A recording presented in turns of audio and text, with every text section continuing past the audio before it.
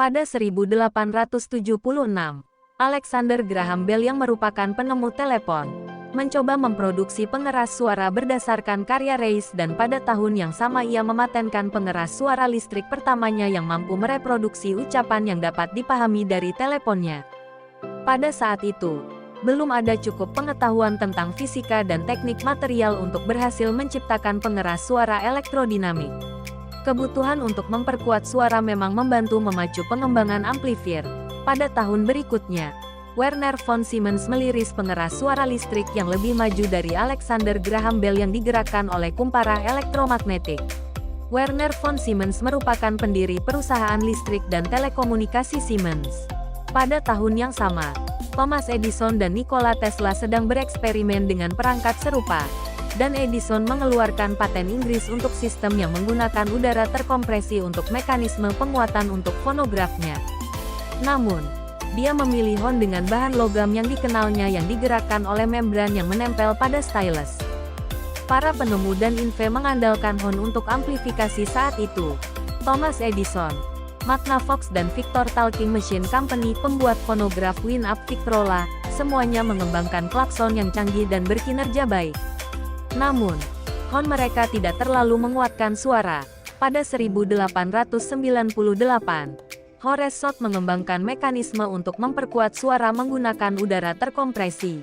Dia meroleh paten untuk pengeras suara yang digerakkan oleh udara terkompresi dan menjual haknya kepada Charles Parsons, sebuah perusahaan rekaman yang kemudian mulai menjual pemutar rekaman yang menggunakan pengeras suara dengan sistem ini.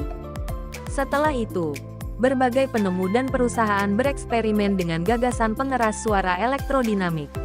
Salah satunya seperti perusahaan Pathé dan Victor Talking Machine Company yang memproduksi pemutar rekaman menggunakan speaker udara terkompresi. Namun produksi itu sangat dibatasi karena kualitas suara yang kurang bagus dan terdistorsi. Pada 1898, Oliver Lodge mengembangkan sistem moving coil drivers dan Peter L. Jensen membuat aplikasi praktikal untuk mereka. Seperti pengeras suara sebelumnya, mereka menggunakan klakson untuk memperkuat suara yang dihasilkan oleh diafragma kecil. Tetapi paten mereka ditolak sehingga mereka tidak dapat menjual penemuannya ke perusahaan rekaman.